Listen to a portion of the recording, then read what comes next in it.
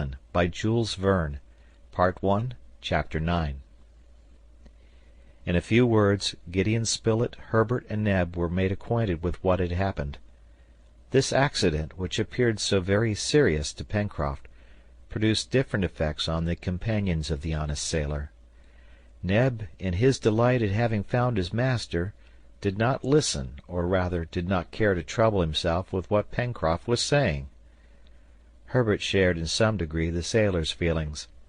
As to the reporter, he simply replied, "Upon my word, Pencroft, it's perfectly indifferent to me. But I repeat that we haven't any fire." "Pooh!" "Nor any means of relighting it." "Nonsense!" "But I say, Mr. Spilett—" "Isn't Cyrus here?" replied the reporter. "Is not our engineer alive? He will soon find some way of making fire for us." "With what?" "With nothing." What had Pencroft to say? He could say nothing, for, in the bottom of his heart, he shared the confidence which his companions had in Cyrus Harding. The engineer was to them a microcosm, a compound of every science, a possessor of all human knowledge. It was better to be with Cyrus in a desert island than without him in the most flourishing town in the United States. With him they could want nothing. With him they would never despair. If these brave men had been told that a volcanic eruption would destroy the land, that this land would be engulfed in the depths of the Pacific, they would have imperturbably replied, "Cyrus is here." While in the palanquin, however, the engineer had again relapsed into unconsciousness, which the jolting to which he had been subjected during his journey had brought on, so that they could not now appeal to his ingenuity. The supper must necessarily be very meager. In fact, all the grouse flesh had been consumed, and there no longer existed any means of cooking more game. Besides, the curacous which had been reserved had disappeared. They must consider what was to be done. First of all, Cyrus Harding was carried into the central passage. There they managed to arrange for him a couch of seaweed which still remained almost dry. The deep sleep which had overpowered him would no doubt be more beneficial to him than any nourishment. Night had closed in, and the temperature, which had modified when the wind shifted to the northwest, again became extremely cold. Also, the sea having destroyed the partitions which Pencroft had put up in certain places in the passage, the chimneys, on account of the draughts, had become scarcely habitable. The engineer's condition would, therefore, have been bad enough if his companions had not carefully covered him with their coats and waistcoats. Supper, this evening, was of course composed of the inevitable lithodomes, of which Herbert and Neb picked up a plentiful supply on the beach. However, to these mollusks the lad added some edible seaweed, which he gathered on high rocks, whose sides were only washed by the sea at the time of high tides. This seaweed, which belongs to the order of Fucaceae, of the genus Sargassum, produces, when dry, a gelatinous matter, rich and nutritious. The reporter and his companions, after having eaten a quantity of lithodomes, sucked the Sargassum, of which the taste was very tolerable. It is used in parts of the East very considerably by the natives. "Never mind," said the sailor. "The captain will help us soon." Meanwhile the cold became very severe, and unhappily they had no means of defending themselves from it.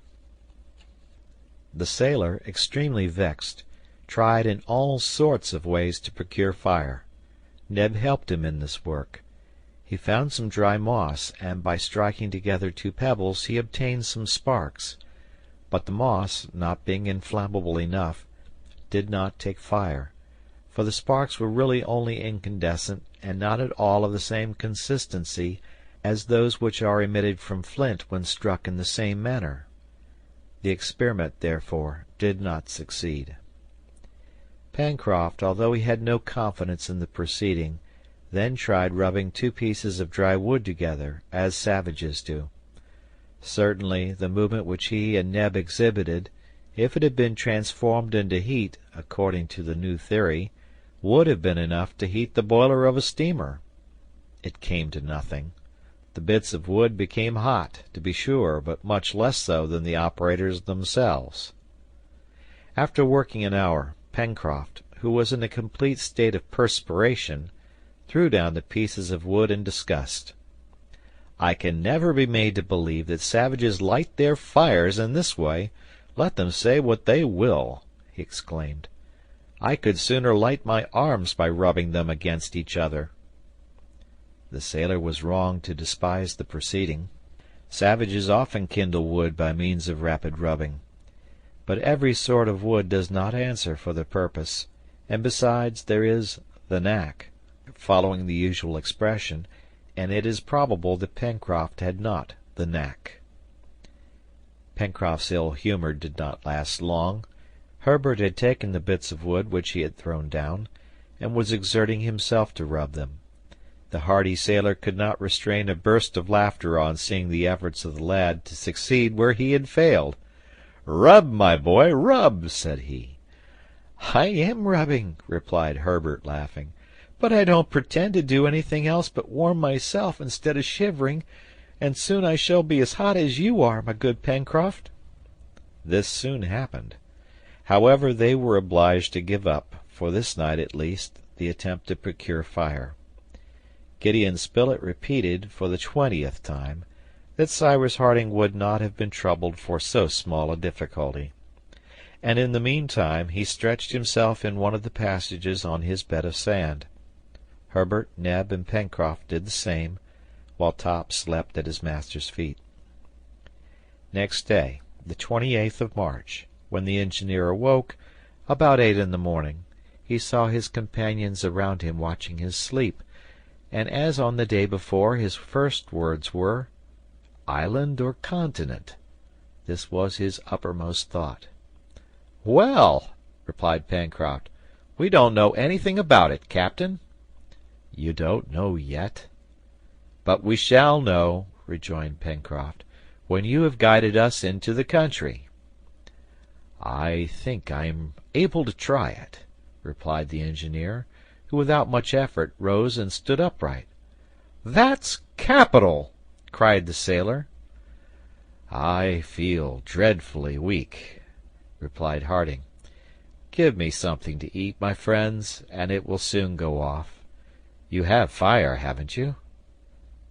This question was not immediately replied to, but in a few seconds, "Alas, we have no fire," said Pencroft. "Or rather, captain, we have it no longer." And the sailor recounted all that had passed the day before. He amused the engineer by the history of the single match, then his abortive attempt to procure fire in the savages' way. "We shall consider," replied the engineer, "and if we do not find some substance similar to tinder—" "Well?" asked the sailor. "Well, we will make matches." "Chemicals?" "Chemicals." "It is not more difficult than that," cried the reporter, striking the sailor on the shoulder. The latter did not think it so simple, but he did not protest. All went out. The weather had become very fine. The sun was rising from the sea's horizon, and touched with golden spangles the prismatic rugosities of the huge precipice. Having thrown a rapid glance around him, the engineer seated himself on a block of stone. Herbert offered him a few handfuls of shellfish and sargassum, saying, "It's all that we have, Captain Harding." "Thanks, my boy," replied Harding. "It will do, for this morning at least." He ate the wretched food with appetite, and washed it down with a little fresh water drawn from the river in an immense shell. His companions looked at him without speaking. Then, feeling somewhat refreshed, Cyrus Harding crossed his arms and said, "So, my friends, you do not know yet whether fate has thrown us on an island or on a continent." "No, captain," replied the boy. "We shall know tomorrow," said the engineer. "Till then, There's nothing to be done." "Yes," replied Pencroft. "What?" "Fire," said the sailor, who also had a fixed idea. "We will make it, Pencroft," replied Harding. "While you were carrying me yesterday, did I not see in the west a mountain which commands the country?" "Yes," replied Spilett. "A mountain which must be rather high." "Well," replied the engineer, "we will climb to the summit tomorrow, and then we shall see if this land is an island or a continent. Till then, I repeat, there is nothing to be done." "Yes, fire!" said the obstinate sailor again. "But he will make us a fire," replied Gideon Spilett. "Only have a little patience, Pencroft." The seaman looked at Spilett in a way which seemed to say, "If it depended upon you to do it, we wouldn't taste roast meat very soon." But he was silent. Meanwhile Captain Harding had made no reply. He appeared to be very little troubled by the question of fire. For a few minutes he remained absorbed in thought, then again speaking, "My friends," said he, "our situation is perhaps deplorable, but at any rate it is very plain. Either we are on a continent, and then, at the expense of greater or less fatigue, we shall reach some inhabited place, or we are on an island. In the latter case, if the island is inhabited, we will try to get out of the scrape with the help of its inhabitants. If it is desert, we will try to get out of the scrape by ourselves." "Certainly nothing could be plainer," replied Pencroft. "But whether it is an island or a continent," asked Gideon Spilett, "whereabouts do you think, Cyrus, this storm has thrown us?" "I cannot say exactly," replied the engineer, "but I presume it is some land in the Pacific. In fact, when we left Richmond, the wind was blowing from the northeast, and its very violence greatly proves that it could not have varied. If the direction has been maintained from the northeast to the southwest, we have traversed the states of North Carolina, of South Carolina, of Georgia, the Gulf of Mexico, Mexico itself in its narrow part, then a part of the Pacific Ocean. I cannot estimate the distance traversed by the balloon at less than 6,000 to 7,000 miles, and even supposing that the wind had varied half a quarter, it must have brought us either to the archipelago of Mandava, either on the Pomotus, or even, if it had a greater strength than I suppose, to the land of New Zealand. If the last hypothesis is correct, it will be easy enough to get home again. English or Maoris, we shall always find someone to whom we can speak. If, on the contrary, this is the coast of a desert island in some tiny archipelago, perhaps we shall be able to reconnoiter it from the summit of that peak which overlooks the country, and then we shall see how best to establish ourselves here as if we are never to go away." "Never?" cried the reporter. "You say never, my dear Cyrus?" "Better to put things at the worst at first," replied the engineer, "and reserve the best for a surprise." "Well said," remarked Pencroft. "It is to be hoped, too, that this island, if it be one, is not situated just out of the course of ships. That would be really unlucky."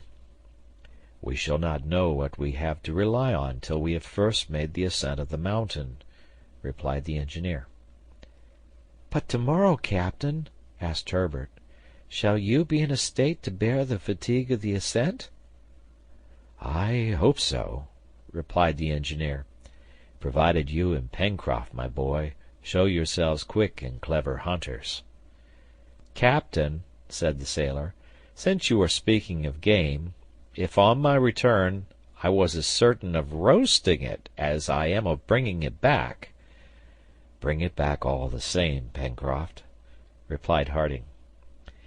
It was then agreed that the engineer and the reporter were to pass the day at the Chimneys, so as to examine the shore and the upper plateau. Neb, Herbert, and the sailor were to return to the forest, renew their store of wood, and lay violent hands on every creature, feathered or hairy, which might come within their reach. They set out accordingly about 10 o'clock in the morning, Herbert confident, Neb joyous, Pencroft murmuring aside, "If on my return I find a fire at the house, I shall believe that the thunder itself came to light it." All three climbed the bank, and arrived at the angle made by the river. The sailor, stopping, said to his two companions, "Shall we begin by being hunters or woodmen?" "Hunters," replied Herbert. "There is Top already in quest." "We will hunt, then," said the sailor, "and afterwards we can come back and collect our wood." This agreed to, Herbert, Neb, and Pencroft, after having torn 3 sticks from the trunk of a young fir, followed Top, who was bounding about among the long grass. This time the hunters, instead of following the course of the river, plunged straight into the heart of the forest. There were still the same trees, belonging for the most part to the pine family. In certain places, less crowded, growing in clumps, these pines exhibited considerable dimensions, and appeared to indicate, by their development, that the country was situated in a higher latitude than the engineer had supposed. Glades, bristling with stumps worn away by time, were covered with dry wood, which formed an inexhaustible store of fuel. Then, the glade passed, the underwood thickened again, and became almost impenetrable. It was difficult enough to find the way among the groups of trees without any beaten track. So the sailor from time to time broke off branches which might be easily recognized. But perhaps he was wrong not to follow the watercourse, as he and Herbert had done on their first excursion, for after walking an hour not a creature had shown itself. Top, running under the branches, only roused birds which could not be approached. Even the curacus were invisible, and it was probable that the sailor would be obliged to return to the marshy part of the forest, in which he had so happily performed his grouse fishing. "Well, Pencroft," said Neb, in a slightly sarcastic tone, "if this is all the game which you promised to bring back to my master, it won't need a large fire to roast it." "Have patience," replied the sailor. "It isn't the game which will be wanting on our return." "Have you not confidence in Captain Harding?" "Yes." "But you don't believe that he will make fire?" "I shall believe it when the wood is blazing in the fireplace." "It will blaze, since my master has said so." "We shall see." Meanwhile, the sun had not reached the highest point in its course above the horizon. The exploration therefore continued, and was usefully marked by a discovery which Herbert made of a tree whose fruit was edible. This was the stone pine, which produces an excellent almond, very much esteemed in the temperate regions of America and Europe.